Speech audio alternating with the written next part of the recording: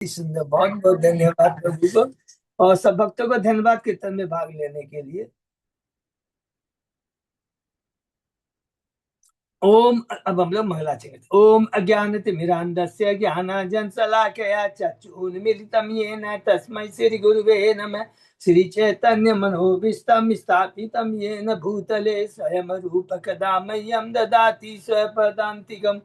वन्देऽहं श्री गुरु श्रीयुतपद कमलं श्री गुरु वैष्णवांच च श्रीरूपं साग्र जातं सहगण रघुनाथं वितं तं सजीवं स्वाद्यैतं सावधूतं परिजं सहितं कृष्ण चैतन्य देवं श्री राधा कृष्ण पादान सहगण ललिता श्री विशाखावितांत च नम ओम विष्णुपादाय कृष्ण प्रेष्ठाय भूतले श्रीमते भक्ति वेदांत स्वामी इति नामने नमस्ते सारस्वती देवे गौरवाणी प्रचारिणे निर्विशेषा शून्यवादी पाश्चात्य देश तारिणे वांछा कल्पतरुभ्यश्च कृपा सिन्धुभ्येव च पतितानां पावनेभ्यो वैष्णवेभ्यो नमो नमः। नमो महावदान्याय कृष्ण प्रेम प्रदायते कृष्णाय कृष्ण चैतन्य नामने गौरत्मिषे नमः। हे कृष्ण करुणा सिंधु दीन बंधु जगतपते गोपेश गोपिका कांत राधा कांत नमस्तुते। तप्त कांचन गौरांगी राधे वृंदावनेश्वरी विश्वानुसुते बेबी परमामी हरिप्रिये नीलांचल निवासाय नित्याय परमात्मने बलभद्र सुभद्रायां जगन्नाथाय ते नमः।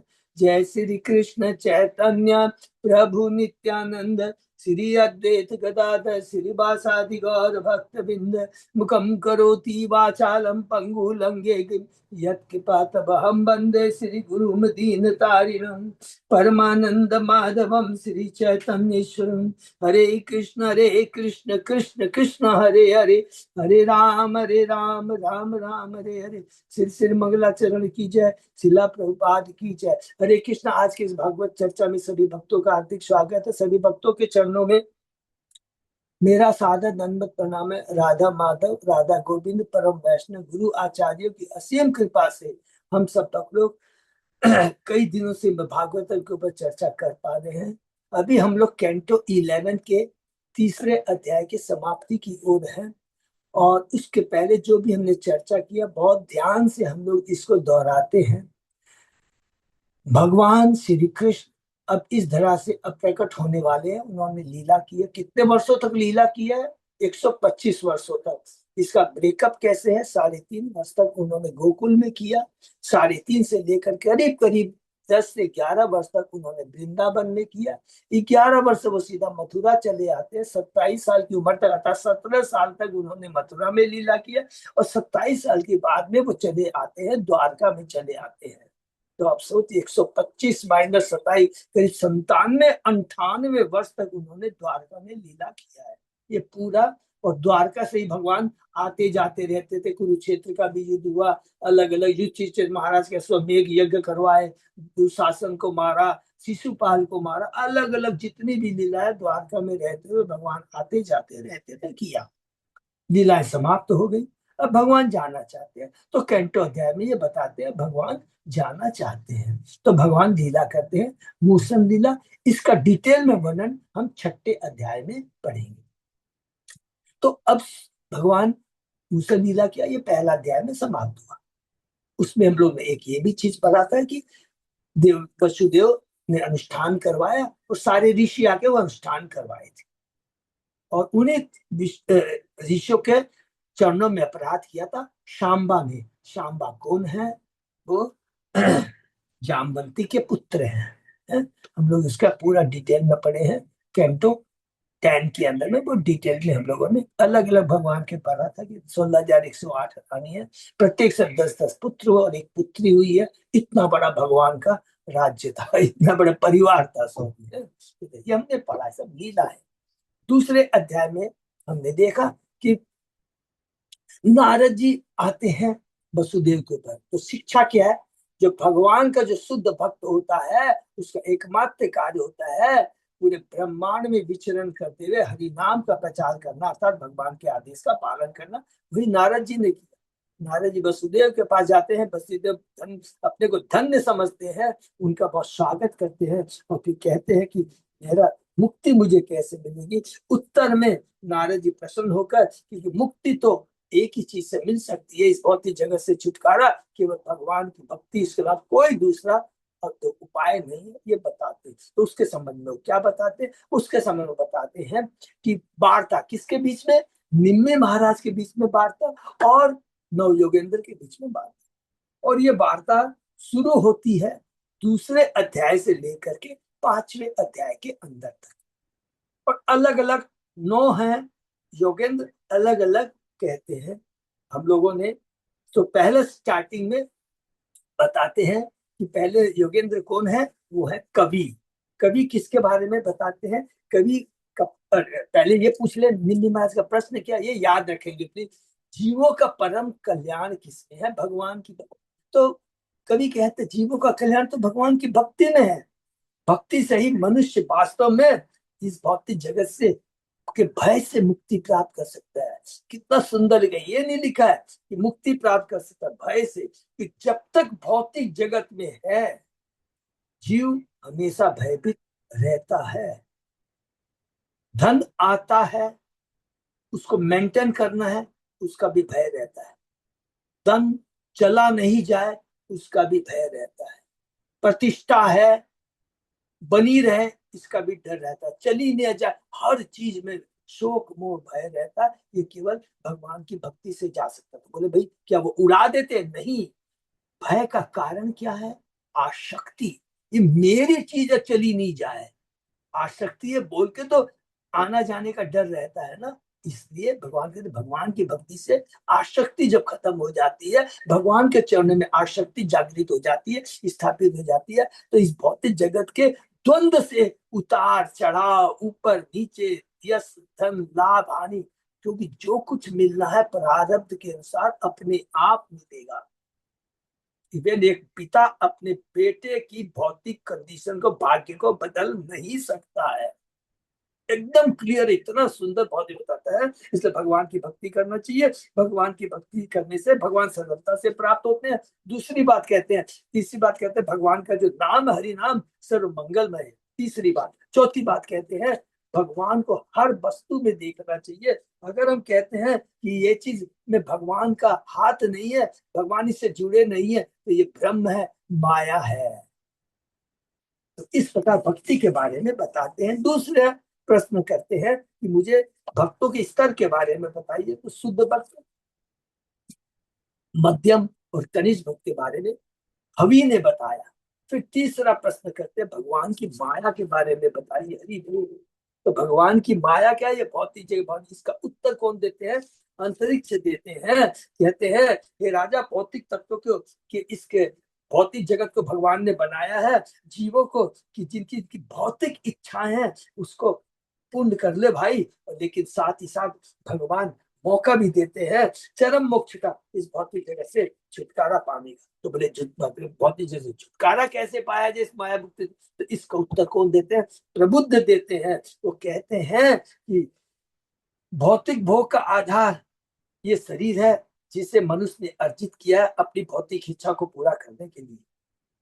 अतः जो व्यक्ति वास्तव में असली सुख की इच्छा रखता है, उसे प्रामाणिक गुरु की खोज करनी चाहिए। देखिए, ये एकल भक्ति, जरूर माया से मुक्ति कैसे प्राप्त की जा सकती है, माया से मुक्ति प्राप्त भगवान की भक्ति से ही की जा सकती है।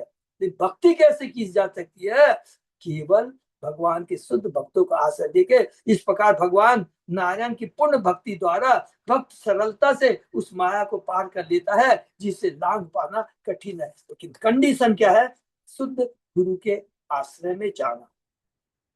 ये हो गया चौथा। पांचवा, फिर निम्न भारत प्रश्न करते हैं कि भगवान के बारे में बताइए, भगवान की भगवता के बारे में बताइए। तो हम लोगों ने देखा पीपी लायन इसका उत्तर देते हैं, भगवान के बारे में बताते हैं, भगवान की भगवता के बारे में कहते हैं। और एक सुंदर एग्जाम्पल, खाली एक एग्जाम्पल याद रख लीजिए, इतना सुंदर एग्जाम्पल दिया, अग्नि का और मशीन का पार्ट का पुर्जा है। मशीन में विभिन्न पार्ट्स होते हैं, उनका अस्तित्व उसका है तभी तक है जब वो मशीन से जुड़ा रहता है। चिंगारी का तब तक महत्व जब अग्नि के साथ रहती है, जैसे अलग हो जाती है कोई महत्व नहीं है, इसका अस्तित्व खत्म हो जाता है चिंगारी का। और पार्ट यदि भगवान से अलग हो जाता है, मशीन से अलग हो जाता है, उसकी कोई 1 रुपया भी नहीं देगा। लेकिन जब तक मशीन से जुड़ा भाई मशीन में लगेगा, उस पार्ट का दाम मशीन का 1 करोड़ रुपया, तो आप 1 लाख रुपया देने के लिए तैयार हो जाएंगे उस पार्ट से। तो भगवान से मशीन से जुड़ा हुआ है, तो हमारी कीमत तब तक है जब तक भगवान से है। हम भगवान से अलग नहीं है, हम भगवान के शाश्वत अंश हैं। हमारी जो चेतना है वो भी सच्चिदानंद है, लेकिन भौतिक जगत में आके कलुषित हो गई है। और इसे भक्ति के द्वारा ये बात पिपलायन बताते हैं। फिर अगला प्रश्न करते हैं कि हमें ये तो बताइए कर्म के बारे में, जिसका हम लोग अभी डिटेल, तो कि माया से कैसे मुक्ति, इसको बहुत डिटेल में हमने पढ़ा, माया के बारे में थोड़ा सा।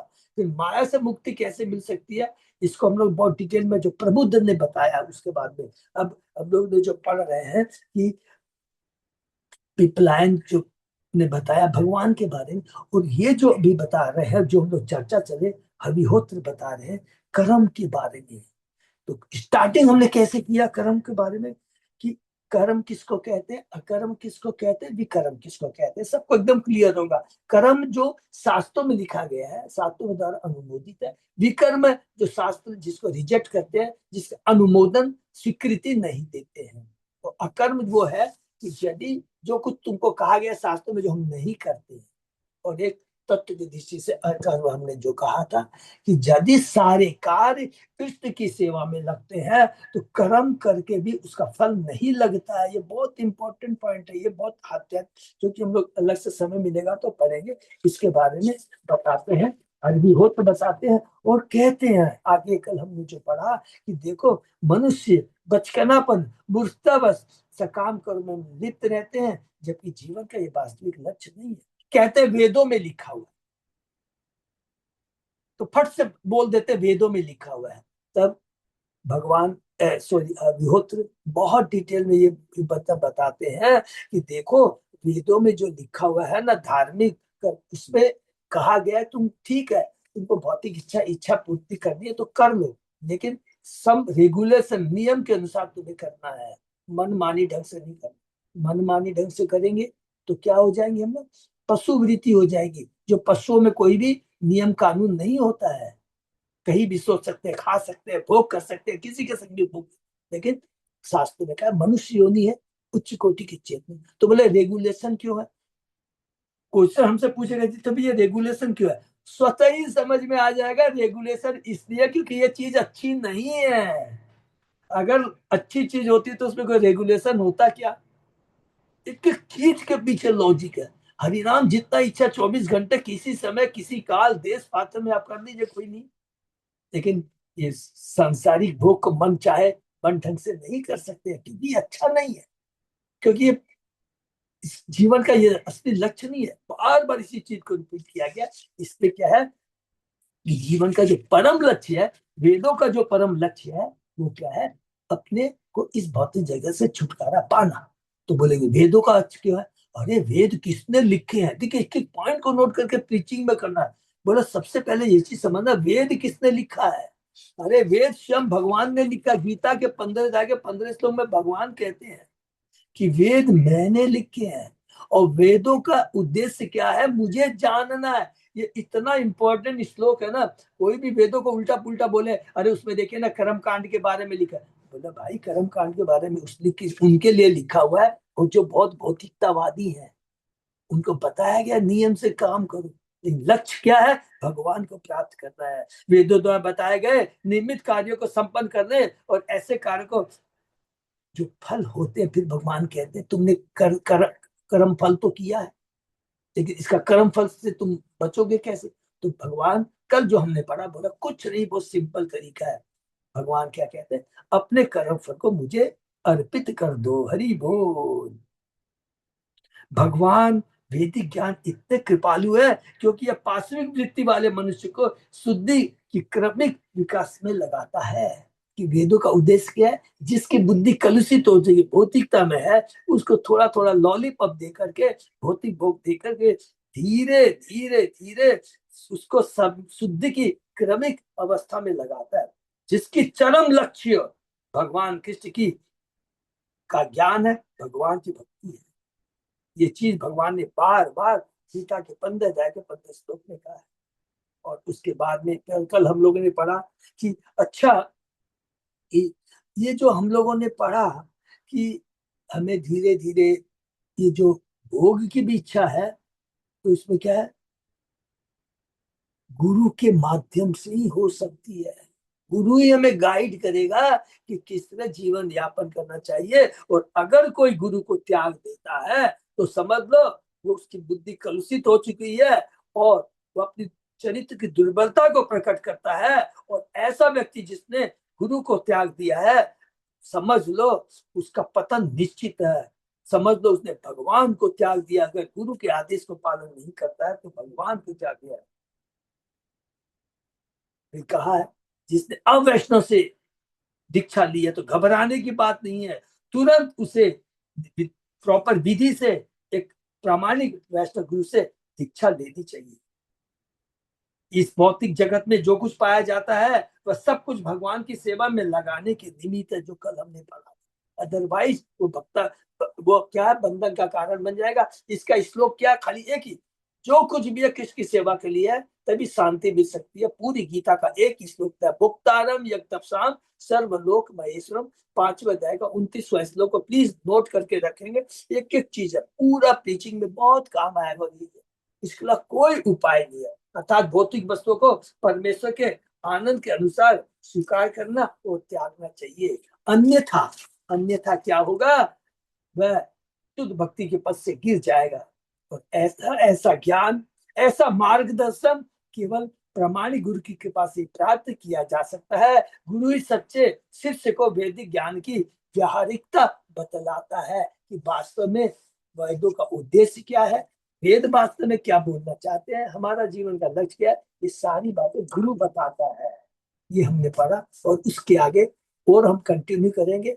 शीर्षक क्या है, कर्म के बारे में, कौन से कर्म हम करने चाहिए, सारा हमने सकाम कर्म के बारे में बताया। लेकिन ये सकाम कर्म परम लक्ष्य नहीं है। सकाम कर्म तो केवल एक लॉलीपॉप है उन लोगों के लिए जिनकी इंद्रिया इतनी तड़फड़ा रही है कि मुझे भौतिक सुख चाहिए, उनके लिए है। लेकिन कहा है कि जिन्होंने भौतिक इंद्रियों के प्रति आसक्ति को त्याग दी है, वो डायरेक्ट सीधा भगवान की भक्ति में जुड़ सकता है। हरि बोल। उसको कोई भी अलग से अनुष्ठान करने की दरकार नहीं है। ये स्वयं प्रभुपाद जी ने कहा है। जो वास्तव में आनंद में जीवन प्राप्त करना चाहते हैं उन्हें वेदों में वर्णित प्रामाणिक वैदिक अनुष्ठानों को एक तरफ रख करके धक्का मार देना चाहिए और सीधे भगवान कृष्ण की पूजा करनी चाहिए। हरि बोल। आज हम लोग के लिए वही चीज है। और याद रखेंगे, है कभी कभी मेरे को जैसे बात बात में याद आ गया, कोई कहेंगे कि भक्त प्रभु आप लोग कौन से लेवल में आते हैं, सतोगुण में आते हैं या रजोगुण में या तमोगुण में, तो हम लोग क्या बोलेंगे, एकदम बोल्डली बोलेंगे, एकदम हम सतोगुणी हैं। सतोगुण में थोड़ा रजोगुण का भी है, अंश है, थोड़ी आसक्ति है, लेकिन हम सतोगुणी है। इसलिए कभी हम लोग यक्ष राक्षसों की पूजा नहीं करते हैं। बहुत एक चीज को बोलेंगे, क्योंकि जो प्योर रजोगुणी होते किसकी पूजा करते हो, रक्ष राक्षसों, माने इसको बोलते हैं पावरफुल पर्सनालिटी जो होती है ना, उनकी पूजा करते हैं। साईं बाबा, ये कुबेर को, जैसे यक्ष के जो मालिक है कुबेर है, उन सब की पूजा नहीं करते हैं। हम भगवान की पूजा करते हैं। कभी कभी देवता की पूजा करते थे, लेकिन कभी यक्ष राक्षसों की हमने पूजा नहीं की है। हम तमोगुणी नहीं है। हमने कभी भूत पिशाच की पूजा नहीं की है। हमने, ठीक है, देवताओं की पूजा किया कि भूत, तो हम सतोगुणी है। ये हमेशा याद रखें। प्योर सतोगुणी नहीं है, प्योर सतोगुणी तो देवता भी नहीं है। घबराना नहीं है, भक्ति कर्म सतोगुणी, हम भक्त है। दो चीज बोलना, हम भक्त है, पक्के भक्त नहीं हो सकते, साधन भक्त कोई बात नहीं, वेदी भक्ति चलती, भक्त हम है। पूरा विश्वास से बोलना, घबराना नहीं, एक घमंड भी नहीं करना, क्योंकि भक्ति अभी पूरी नहीं हुई। भक्ति के पथ पे हमने बहुत भगवान की कृपा। तो इसको और आगे क्या बोलते हैं, कौन बोल रहे हैं, अग्निहोत्र बोल रहे हैं। इसको हम लोग आगे चर्चा करेंगे। ओम नमो भगवते वासुदेवाय। ओम नमो भगवते वासुदेवाय। ओम नमो भगवते वासुदेवाय। नारायण नमस्कृत्य नरं चैव नरोत्तमं देवी सरस्वती व्यासं ततो जयमुदीरयेत्। नष्टाय स्वभद्रेषु नित्यं भागवत सेवया भगवती उत्तम श्लोके भक्ति भवति नैष्टिकी। कृष्णाय वासुदेवाय देवकी नंदनाय च नंद गोप कुमाराय गोविंदाय नमो नमः। आराधयो भगवान भजेश तनय ततदाम वृंदावनम रमया काचिदुपासना व्रजवधू वर्गेण्य कल्पिता। श्रीमद्भागवतम प्रमाणम अमलम प्रेमापमर्तो महान। श्री चैतन्य महाप्रभो मतमिदं तत् आदरो न पर। हरे कृष्ण कृष्ण कृष्ण हरे हरे हरे राम राम राम हरे हरे। कैंटो 4 11 अध्याय 3 श्लोक नंबर 49। बहुत बहुत धन्यवाद अच्युत अजय दास को। हम शुरू करते हैं। शुचि सम्मुखम आशीन प्राण संयमन आदि पिंडम विशोध्य संन्यास कृत कृत रक्षो अचर्येत हरिम। अपने को स्वच्छ बनाकर शरीर को प्राणायाम भूत शुद्धि तथा अन्य मन शरीर की शुद्धि तथा अन्य विधियों से शुद्ध करके एवं सुरक्षा के लिए शरीर भर में पवित्र तिलक लगाकर अर्चा विधि समझ बैठ जाना चाहिए और भगवान की पूजा करना चाहिए। कर्म योग के बारे में बातें हो रही है, अलग अलग सारी चीजें बता दिया, सकाम कर्म के बता दिया, शुद्ध भक्ति के बारे में बता दिया, कैसे करनी चाहिए। गुरु के आश्रय में रह के करना चाहिए। गुरु को त्याग करेंगे तो हमारा क्लीन बोल्ड हो जाएंगे। और उसके बाद में विधि के बारे में थोड़ा बता रहे हैं। सूची के प्राणायाम शरीर के भीतर श्वास रोकने की प्रामाणिक वैदिक विधि है। इसी प्रकार भूत शुद्धि शरीर को शुद्ध करने की विधि है। सूची शब्द का अर्थ है वह जो भीतर तथा बाहर से शुद्ध है। सूची का अर्थ है कि केवल भगवान की प्रसन्नता के लिए कर्म किया जाए। अरे बोल, क्या सुंदर बात है। सूची का अर्थ है केवल भगवान की प्रसन्नता। वास्तविक सूची क्या है? ठीक है, शरीर की सूची अच्छी है, अंदर की सूची मीन्स चेतना की शुद्धि बहुत जरूरी है। केवल जब चेतना शुद्ध हो जाएगी तो हमारा कार्य कृष्ण की प्रशंसा के लिए होगा। अगर चेतना कलुषित होगी, अभी हम लोग पढ़े हैं, सकाम कर्म में लग जाएंगे, भौतिकता में लग जाएंगे, भौतिक तृप्ति में लग जाएंगे, जीवन खत्म हो जाएगा। तो सूची करता केवल भगवान की प्रसन्नता के लिए कर्म किया जाए। यदि भगवान के पवित्र नाम के कीर्तन तथा श्रवण द्वारा भगवान को निरंतर स्मरण किया जाए तो मनुष्य को जीवन की शुद्ध अवस्था प्राप्त होगी। जैसा कि वैदिक स्वर में वर्णन ओम अपवित्र पवित्रो वा सर्व अवस्था गतो पीव यह स्मृत पुंडिकाद स भयंतम शुचि। जो पंडित लोग कराते हैं ना, जो हम लोग अभी कराते हैं, जो हमारे पंडित सबसे प्यार के यही श्लोक कराते हैं ना, गरुड़ पुराण से देखिए, प्रभुपाद जी ने यहाँ भी दे दिया। श्री भक्ति साहब सती ठाकुर ने इंगित किया कि चाहे कोई अपने शरीर में पवित्र तिलक छाप ले, चाहे मुद्राएं करे, मंत्रोच्चार करे, किंतु यदि अपने मन में इंद्रिय तृप्ति का चिंतन करता रहता है तो उसकी श्री हरि की पूजा व्यर्थ है। हरि बोल। अतः यहाँ पर सूची शब्द यह सूचित करता है कि भगवान को पवित्र मानकर और अपने को भगवान का तुच्छ दास समझकर सही मन से भगवान की पूजा की जाए। हरि बोल। जो लोग भगवान के प्रति उन्मुख नहीं होते, वे मंदिर में अर्चा व्यक्ति की पूजा नहीं करना चाहते और लोगों को यह कहकर भगवान के मंदिर में जाने से करते हैं कि जब भगवान सर्वव्यापक है तो फिर ऐसा करने की क्या जरूरत है। ऐसे ईर्ष्यालु व्यक्ति हठ योग या राजयोग को संपन्न करना अधिक ठीक समझते। किंतु स्वयं भगवान के कथन यथा वासुदेव स्वरमति तथा मामेकम शरणम यह सूचित करता है कि परिपक्व दिव्य अनुभूति होने पर मनुष्य यह समझता कि भगवान हर वस्तु के स्रोत है। तो अभी हमारी परिपक्व दिव्य अनुभूति होने पर इस पर हम यदि प्रश्न करें तो ये बिल्कुल सही बात है कि भगवान हर वस्तु के स्रोत है। ये हम लोग यहाँ जितने बैठे हुए पूरा विश्वास हो गया। हम लोगों ने चतुश्लोकी भागवत में बार बार पढ़ लिया।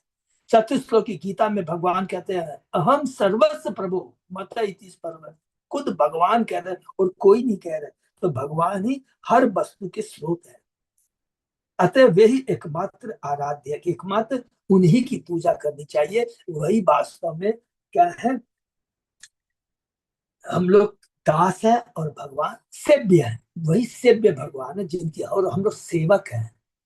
हम केवल सेवक है और भगवान है कि उनकी ही आराधना पूजा करनी चाहिए। इसलिए जो लोग पंचदात विधि से भगवान के अर्चा की पूजा करते हैं, वे भक्ति योग के अलावा अन्य किसी योग विधि द्वारा आकृष्ट नहीं होते।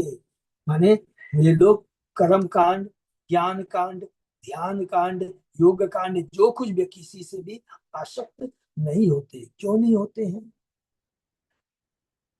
क्योंकि हरि नाम जो है वो इतना आनंदमय है, वो आत्मा की तुष्टि करता है। हम जैसे ध्यान करते हैं, परमात्मा का ध्यान किया, हम लोग ने अष्टांग योग करते हैं, उसमें कितना मेहनत है। प्रैक्टिकली तो पॉसिबल ही नहीं है आज के कल युग में, है। और कितना समय, कितना नियम, कितनी विधि को करना है। लेकिन हरि नाम को तो सिंपल है। सुबह उठते हैं, देखिए, बाहरी स्वच्छता को कीजिए, क्योंकि बाहरी स्वच्छता भी बहुत दरकार है। कई बार ऐसा लोग बोलते हैं प्रभु अंदर से हम तो हरिनाम करते सब। नहीं नहीं, बाहरी स्वच्छता जरूरी है। सुबह उठना, नहाना, अपने को करना है अच्छे से स्वच्छ कर करके, तो उससे क्या होता है ना, अच्छा लगता है, भगवान को भी अच्छा लगता है, हमको भी अच्छा लगता है, और भक्ति में मन लगता है।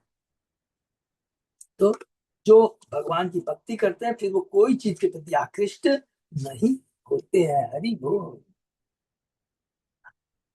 अर्चादो हृदये चापि यथा लब्ध उपचार के द्रव्य क्षिति आत्मलिंगानी निष्पाद्य प्रोक्ष चासनम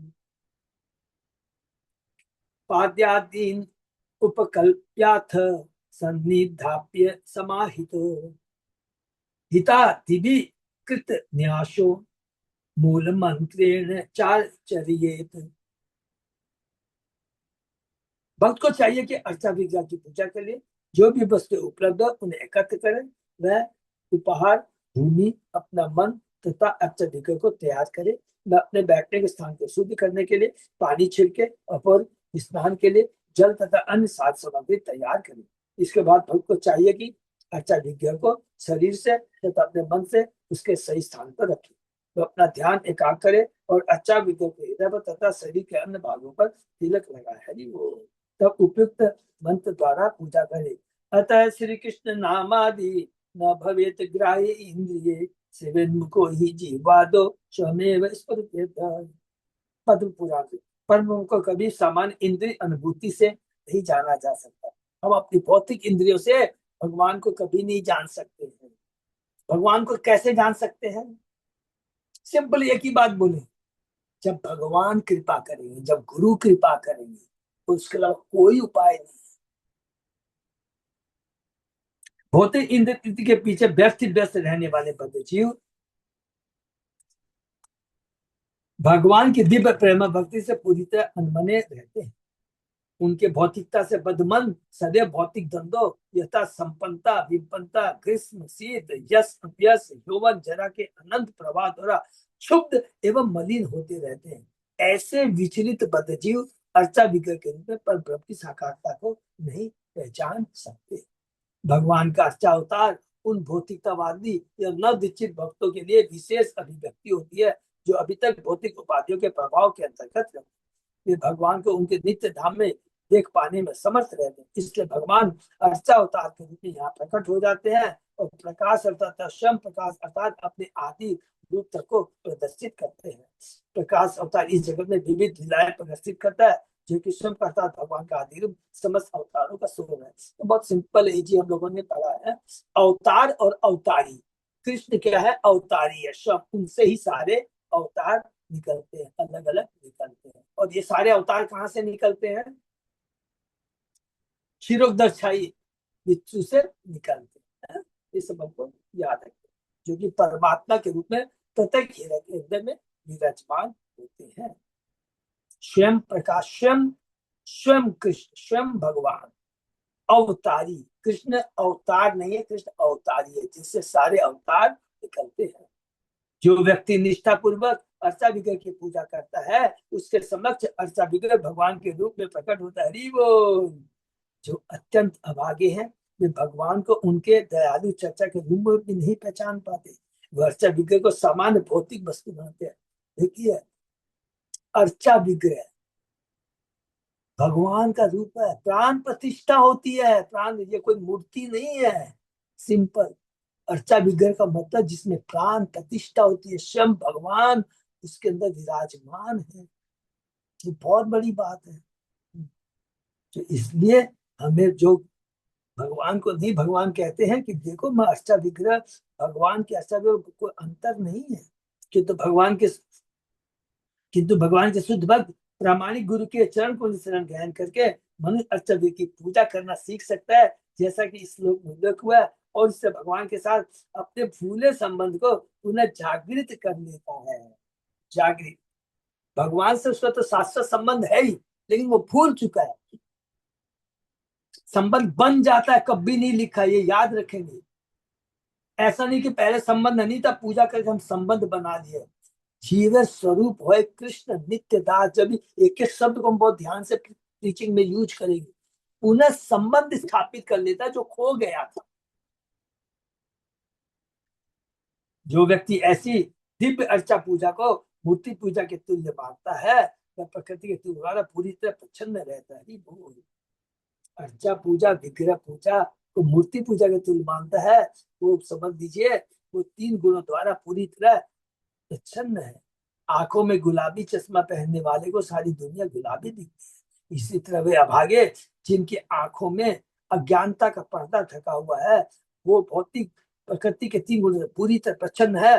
परम ब्रह्म से हर वस्तु को अपनी दूसरी दृष्टि के कारण भौतिक रूप में देखते हैं। ना हम प्रकाश से सर्वस्व योग माया स अंग उपांगाम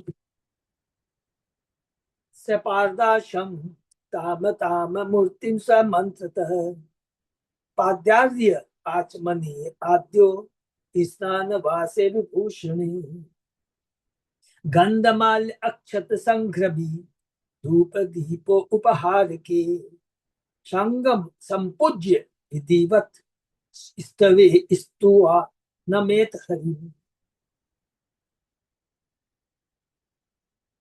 मनुष्य को चाहिए कि अर्चा विग्रह के दिव्य शरीर के प्रत्येक अंग के साथ साथ उनके हथियारों तथा सुदर्शन का चक्र, उनके अनेक अन्य शारीरिक स्वरूपों तथा उनके निजी शब्दों की पूजा करे। वह भगवान के इन दिव्य पक्षों में से हर एक की पूजा, उसके मंत्र तथा पांव धोने के लिए जल, सुगंधित जल, मुख धोने का जल, स्नान के लिए जल, उत्तम वस्त्र तथा आभूषण, सुगंधित तेल, मूल्यवान हार, अक्षत, फूल मालाओं, धूप तथा दीपों से करें। इस सब बताए गए विधानों के साथ सभी तरह से पूजा करके मनुष्य को चाहिए कि भगवान हरि के अर्चा विग्रह का आदर स्तुतियों से करे और झुककर उन्हें नमस्कार करे। तो हमारे प्रभुपाद जी ने ये बहुत सुंदर विधि हमें बताई है, हम सब लोगों को तो घर में भी करते हैं। घर में जो हम लोग अर्चा विग्रह की पूजा करते हैं वो थोड़ी सिंपल शॉर्टकट है, मंदिर में थोड़ा विस्तृत विस्तार रूप में की जाती है। तो प्रभुपाद जी ने कहा नहीं, इस ओके, एकदम ओके है, तो कभी चिंता करने की दरकार नहीं है। श्री श्रीधर स्वामी ने उल्लेख किया है, अक्षत का उपयोग अर्चा विग्रह को तिलक से विभूषित करने के लिए होता है, वास्तविक पूजा में नहीं।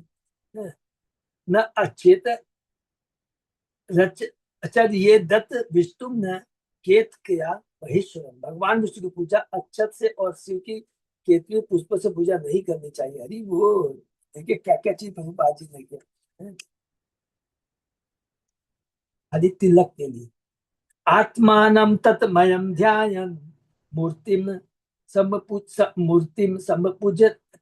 समपूजयेत हरि शेषा मादाय शीर्षा स्वधामनि उदाश सत्कृतम उद्वास सत्कृतम। पूजा करने वाले को चाहिए कि अपने आप को भगवान का नित्य दास मानकर ध्यान में पूर्णता लीन हो जाए और इस तरह यह स्मरण करते हुए कि अर्चा विग्रह उनके हृदय में स्थित हरि बोल, यह स्मरण करते हुए कि अर्चा उनके हृदय में स्थित है, पर हमारे सबके हृदय में स्थित है परमात्मा के रूप में। अर्चा विग्रह की भली भांति पूजा करे, तत्पश्चात उसे अर्चा विग्रह के साज सामान तथा बची हुई फूल माला को अपने सिर पर धारण करे और आदर को अर्चा विग्रह उनके स्थान पर वापस रखकर पूजा को समाप्त। इस श्लोक में तन्मयम सद महत्व है। जो व्यक्ति भगवान के ऐसा विग्रह के रूप की पूजा करके शुद्ध बनता है, वह यह समझ सकता है कि वह यानी पूजक भगवान का नित्य दास है और गुणात्मक दृष्टि से भगवान की मूल अग्नि की छोटी चिंगारी के समान है। चिंगारी के समान है। इस संदर्भ में श्री मध्वाचार्य कहते हैं, विष्णु भृत्यो अहम इति एव सदा स्यात् भगवन्मयः न वाहम विष्णु स्मृति विष्णु सर्वेश्वरो ही अज। मनुष्य को सोचना चाहिए कि मैं विष्णु का नित्य दास हूँ और मैं उनसे एकाकार हूँ। एकाकार का मतलब मायावादी वाला एकाकार नहीं, हम एक नहीं है, गुणों में हम एक है। तो ये अचिंत भेदाबाद हमने पढ़ा था ना, कभी भी देखे कोई भी कंफ्यूजन हम लोग तुरंत चर्चा कर लेंगे। मैं उनसे, क्योंकि मैं उनका नित्य विभान हूँ, किंतु मैं भगवान विष्णु नहीं, क्योंकि विष्णु तो हर वस्तु के परम नियंता, मैं नियंता हूँ। भगवान ठीक है, क्योंकि बाप का जो बेटा होता है वो भी नियंता तो होता ही है अधिक, लेकिन परम नियंता तो बाप होता है, भगवान परम नियंता है। मैं भगवान का अंश हूँ, गुणों में एक हूँ, लेकिन क्वांटिटी में उतना नहीं हूँ। अर्चा पूजन का मूल सिद्धांत यह है कि मनुष्य अपने को भगवान का नित्य दास समझे। जो व्यक्ति यौन तृप्ति का आदी है और अपने को मूर्खापूर्ण बाह्य भौतिक शरीर समझता है, वह अपने विषय में अपनी धारणा भोक्ता से भोक्ते में नहीं बदल सकता। हरि बोल। भोग्य तो भगवान ही केवल है। भोक्तारम यक्तसाम, जो हमने श्लोक पढ़ा, भोक्तारम यक्तसाम सर्वलोक महेश्वरम श्रुहिदम सर्वभूतानाम ज्ञातम मां शांति बिच्छति। ऐसा व्यक्ति तन्मयम का अर्थ यह लगाता कि पूजक स्वयं भी पूज्य है। श्री जीव गोस्वामी प्रभुपाद ने अपने ग्रंथ दुर्ग संगमणि में, जो श्री रूप गोस्वामी प्रभु के ग्रंथ भक्ति शब्द सिद्धि पर टीका है, लिखा, अहम ग्रहोपासना अर्थात ब्रह्म रूप में अपनी पूजा करेंगे, अपने को नित्य स्वरूप ब्रह्म से एकाग्र होने की निपट भ्रांत पहचान है, मूर्खता है।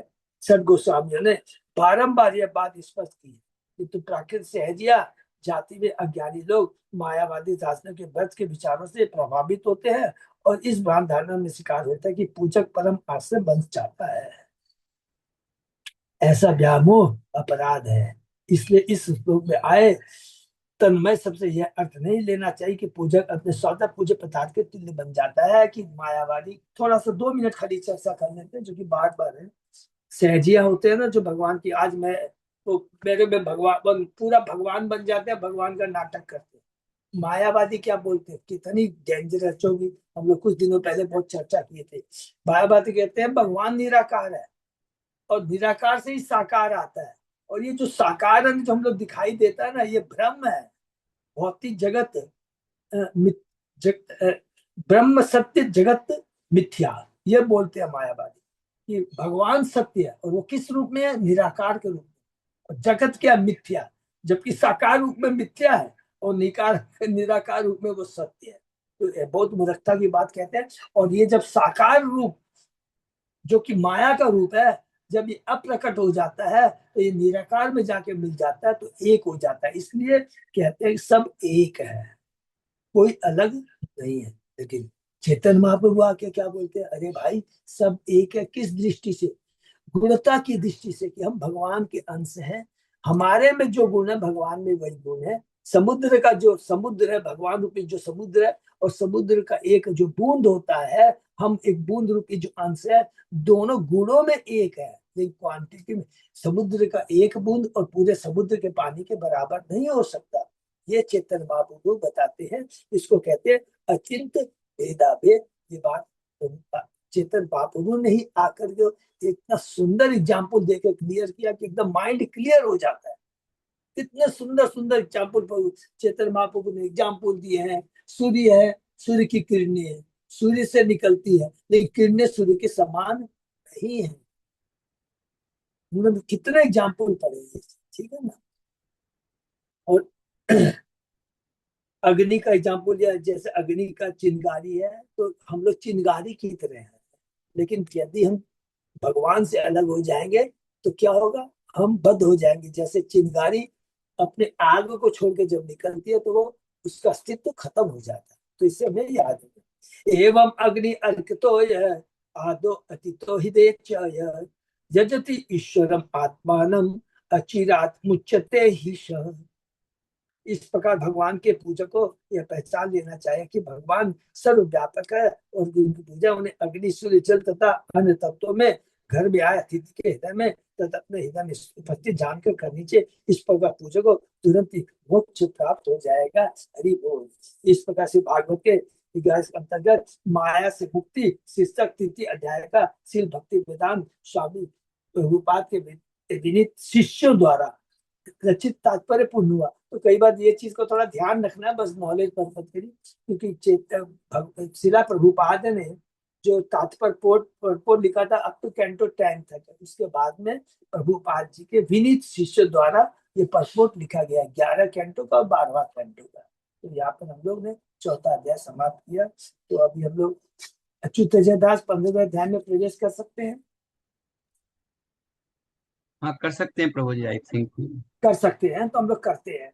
तो थोड़ा सा चर्चा कर ले। अभी तक हम लोगों ने कितने योगेंद्रों के बारे में पढ़ा है? हम लोगों ने 6 के बारे में पढ़ा है। पहला कवि, भगवान बताइए कि जीवों का परम कल्याण किसमें। बार बार रिपीट करेंगे, देखिए बहुत अच्छा रहेगा। दूसरा हवि बताते हैं। क्या बताते हैं?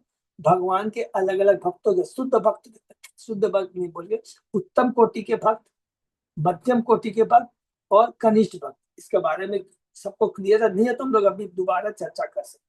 तीसरा है, हम लोगों ने पढ़ा अंतरिक्ष से क्या पढ़ा? माया के बारे। चौथा प्रबुद्ध से हम लोगों ने पढ़ा माया से कैसे मुक्ति मिल सकती है। उसके बाद में हम लोगों ने 5वें पीपलायन से पढ़ा कि भाई भगवान के बारे में बताइए। भगवान के बारे में बताया उन्होंने कि भगवान डिटेल में बताया।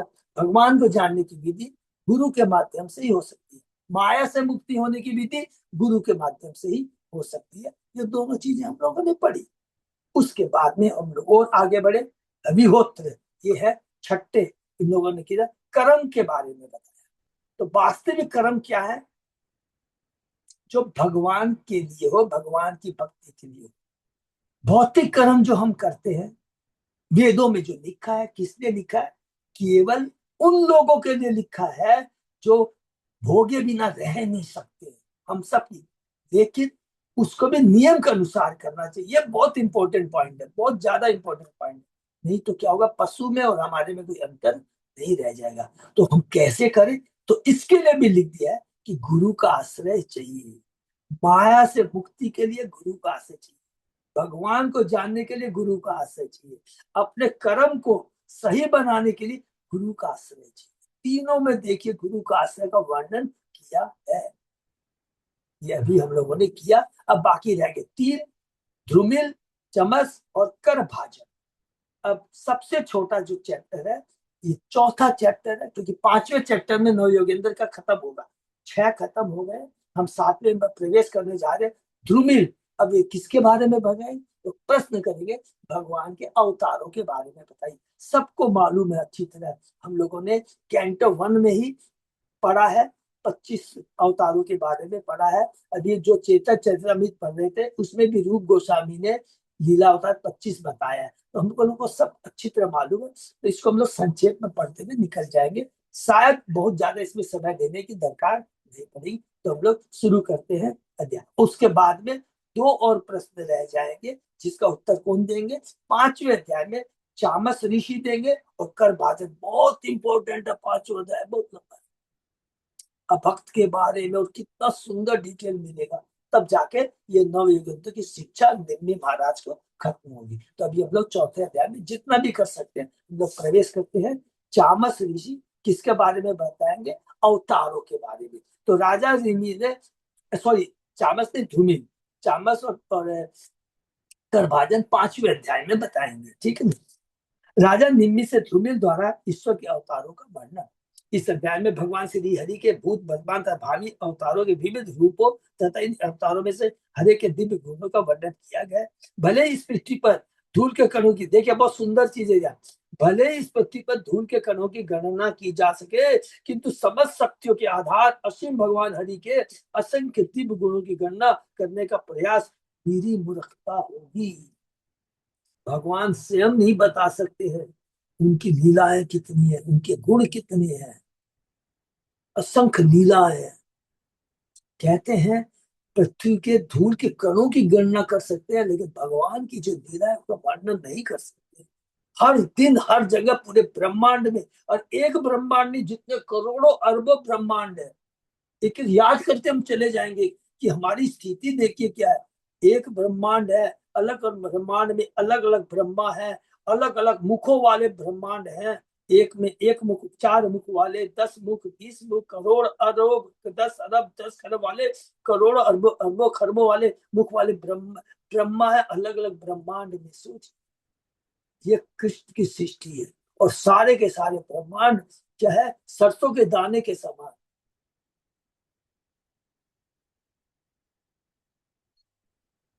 दिखाई देते हैं। बहुत सुंदर सुंदर लिखा है।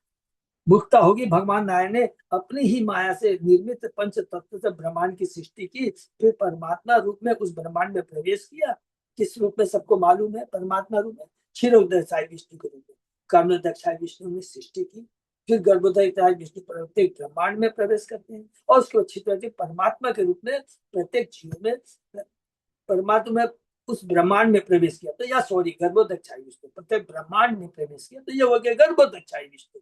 और छिद्रदक्षु उस ब्रह्मांड के अंदर जितने जीव जो भी है, उसके अंदर जो प्रवेश करते हैं वो छिद्रदक्षु परमात्मा के रूप में, और पुरुषावतार के नाम से विख्यात हुए। तो कर्णोदक्षाय विष्णु, गर्भोदक्षाय विष्णु, छिद्रदक्षु, वे ब्रह्मा के सत्कार में रजोगुण के अंतर्गत सृष्टि का कार्य संपन्न करते हैं।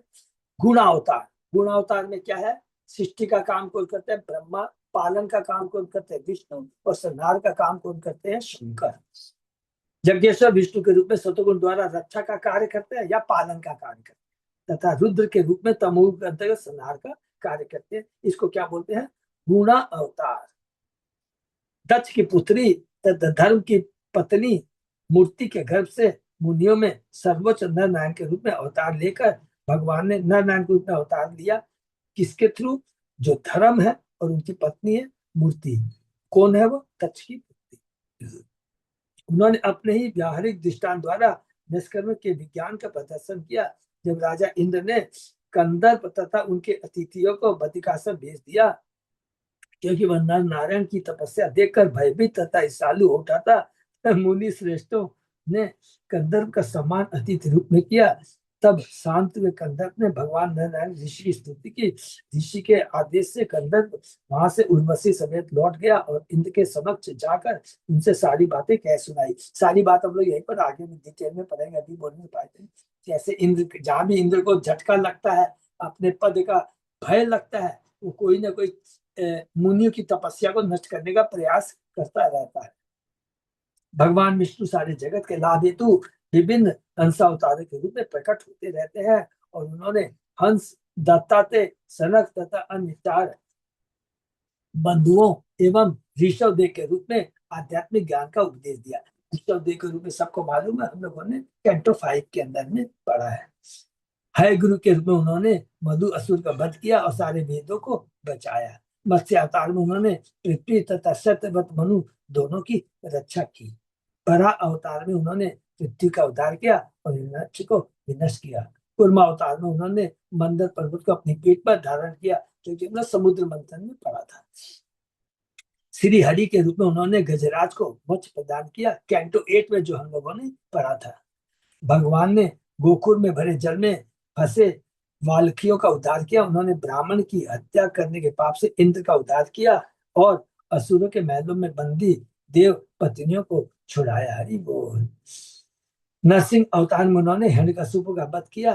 प्रत्येक मनवंतर में वे असुरों का वध करते हैं, देवताओं की आवश्यकताओं को पूरा करते हैं और सारे लोगों की रक्षा करते हैं। वामन रूप में उन्होंने बलि महाराज को ठगा। परशुराम में उन्होंने पृथ्वी को 21 बार क्षत्रिविहीन किया और श्री राम के रूप में सागर को अपने अधीन बनाकर रावण का वध किया। यदुवंश में यदुवंश में अवतरित होकर उन्होंने पृथ्वी का भार उतारा। बुद्ध रूप में वेदों के विरुद्ध अपने तर्क उपदेश उन्होंने उन असुरों को मोहित किया जो यज्ञ करने के लिए अयोग्य। कलयुग के अंत में वे कल की रूप में शूद्र राजाओं का विनाश करेंगे। इस प्रकार भगवान हरि के असंख्य प्राकट्यों और कार्यकलाप का वर्णन इसमें यहाँ पर हुआ है, लेकिन संक्षेप में हुआ, मेरे ख्याल से बहुत डिटेल में नहीं हुआ है। फिर भी चर्चा करते हैं, जैसे भी है हम लोग करते हैं। एक श्लोक शुरू करते हैं। श्री राजोवाच है, यानी यानी ये कर्माणि ये स्वच्छंद जन्म भी चक्रे करोति कर्ता वा हरिस्तानी ब्रुवंतु न। राजा निम्न ने कहा, भगवान अपनी अंतरंगा शक्ति से तथा अपनी इच्छा अनुसार भौतिक जगत में अवतरित होते हैं। अंतरंगा शक्ति से प्रकट होते हैं, अर्थात भगवान का शरीर जब अवतरित होते हैं तो वो दिव्य होता है, भौतिक नहीं होता है। इसलिए उनको अजन्मा कहा गया है। जिसका कोई अजन्मा का मतलब जिनका कोई भौतिक जन्म नहीं होता है, जन्मा उसी को बोलते हैं। इसीलिए कभी भी जो भी सीनियर जो डिवोटिस होते हैं, तो भगवान जब आते हैं तो कभी भी हम लोग को जन्म नहीं बोलते, हम लोग क्या बोलते हैं, अपियरेंस। भगवान का प्रकट होना, शुद्ध भक्तों का प्रकट हुए थे, अप्रकट प्रकट अप्रकट। अतः आप हमें भगवान हरि की उन विविध लीलाओं को बताएं जिन्हें उन्होंने भूतकाल में संपन्न किया, इस समय कर रहे हैं और अपने विविध अवतारों में भविष्य में संपन्न करेंगे। भगवान की लीलाएं कभी रुकती नहीं है। इस ब्रह्मांड में हुई, फिर कभी दूसरे ब्रह्मांड में, कभी तीसरे ब्रह्मांड में, चौथे ब्रह्मांड में भगवान की लीलाएं हैं। भगवान के जितने भी अवतार हैं, ऐसा नहीं है कि भगवान गोलोक धाम में बैठे हुए हैं या भगवान वैकुंठ धाम में बैठे हुए हैं अब ये रूप ले लिए, नहीं। हर भगवान का अवतार का वो नित्य वो है।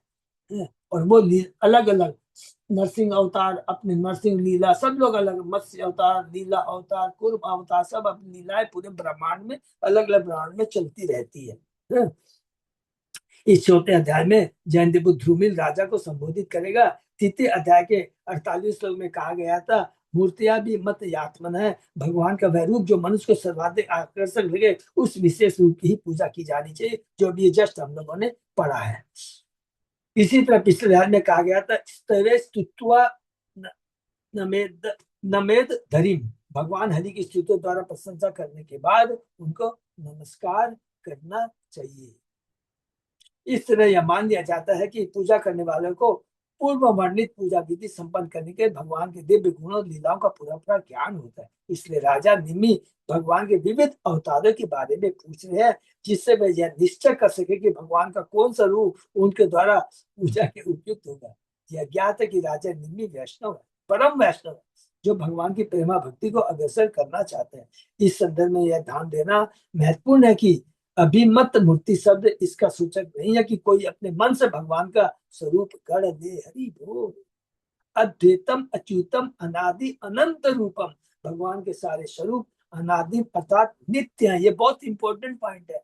अपने मन से कोई भी नहीं है।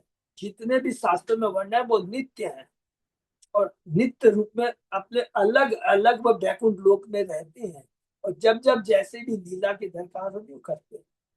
अतः किसी स्वरूप को मन से गढ़ने का पसंद नहीं होता, क्योंकि ऐसा मन गणन आदि अर्थात मन गणंत रूप का प्रारंभ होगा। अभिमत मूर्ति का अर्थ यह है कि मनुष्य को भगवान के नित्य रूपों में से उस रूप को चुन लेना चाहिए जो उसमें सर्वाधिक भगवत उत्पन्न कर सके। हमारी जो भी इच्छा, कोई भी भगवान के अवतार को ऐसे प्रेम की नकल नहीं की जा सकती, अभी तो स्वतः उत्पन्न होता है। जब कोई व्यक्ति गुरु द्वारा बताए गए अधिकृत नियमों का पालन करता है तो उसे भारतीय इन वर्णों को विनीत भाव से सीखता है। कितनी बढ़िया बात है। अच्छा वो उसकी पूजा करे तो मैं भी, बोला ऐसा नहीं है। जिसकी जिस भी रूप में भक्ति हो, नकल नहीं करना, जैसे भी उसके रूप में स्वतः भगवान स्फुरित हृदय में प्रस्फुट करेंगे तो हम उसकी पूजा कर सकते हैं, कोई जरूरी नहीं है।